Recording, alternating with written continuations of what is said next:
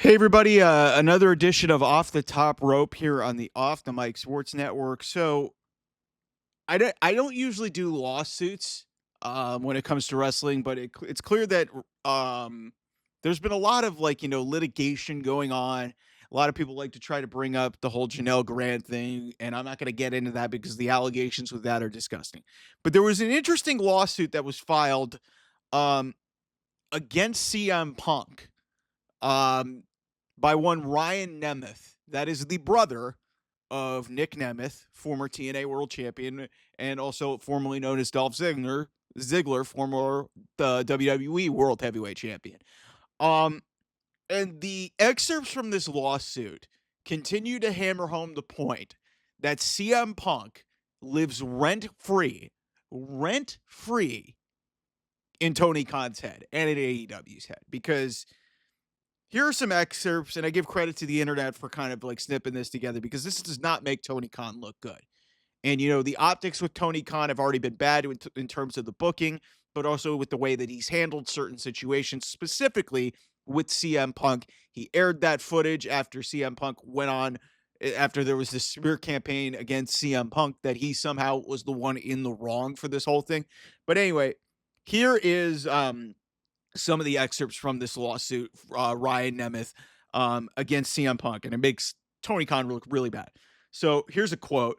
Beyond his deep feeling for Brooks, for those of you who don't know, CM Punk's real name is Phillip Brooks.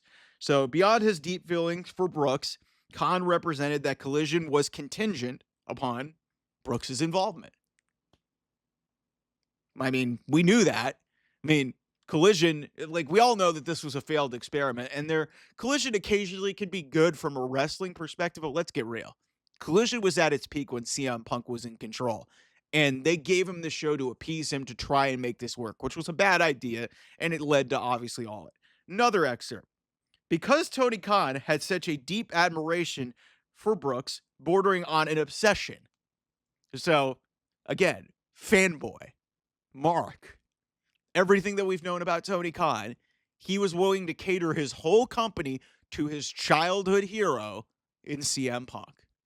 And that was to the detriment of this company when where the crossover between creative control and writing, you need to have writers and you need to have actual people there who know how to have some level of structure, which is why CM Punk has been on his best behavior since he went back to WWE.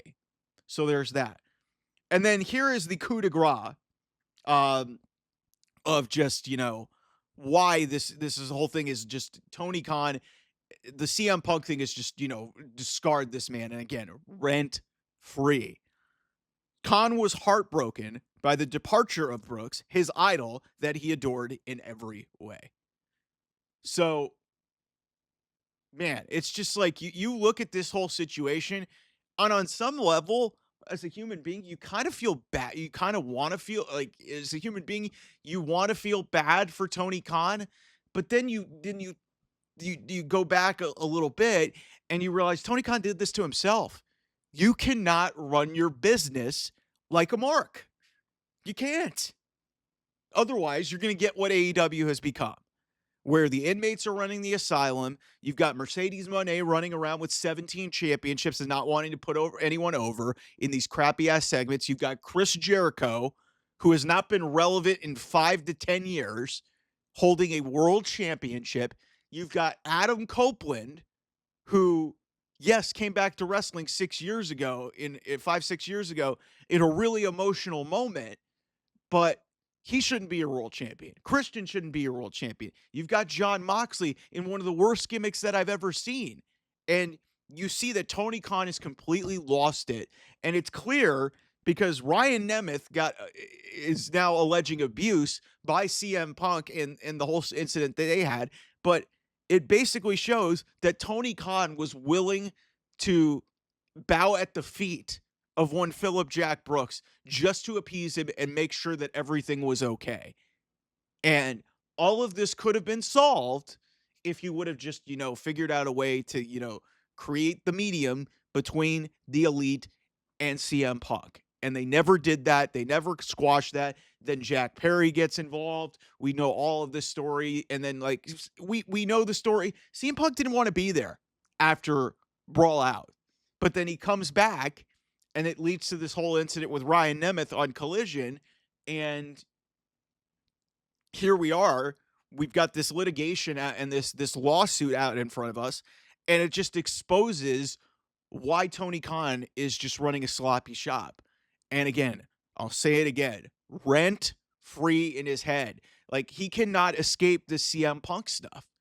And that's because he decided, hey, I want to be buddy and I want to be friends with everybody. And that is not how you run any business, let alone a professional wrestling company where there is a bunch of high testosterone and just like a bunch of egos all over the place, especially with the men, as you saw multiple fights. But even with the women, it gets all over the place. Like you're saying, Britt Baker can't get along with anybody. Thunder Rosa can't get along with anybody. Like it is a mess the way this company is. So I look at this lawsuit and I say, man, Tony Khan continues to look awful in so many different situations because he got away in the honeymoon period because everybody hated Vince McMahon and hated the way WWE was being run. Now we're what, 4, 5, 6 years past when AEW was established. And here we are sitting in 2025.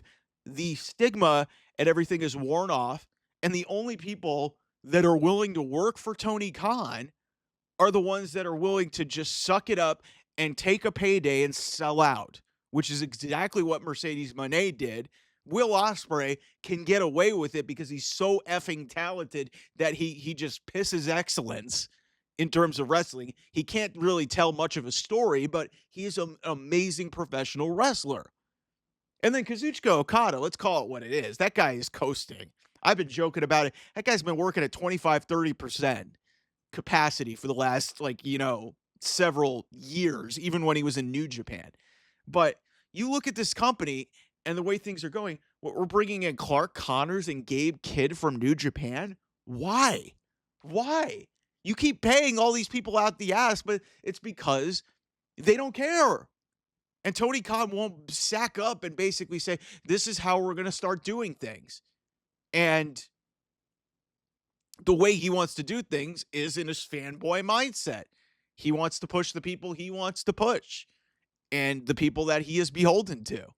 And anybody that wants to get elevated to the next level, like a Hangman Adam Page, who's been there since day one, can't do shit. So this whole CM Punk lawsuit, not surprised by it, but CM Punk is still rent-free in Tony Khan's head. And he'll never get over that.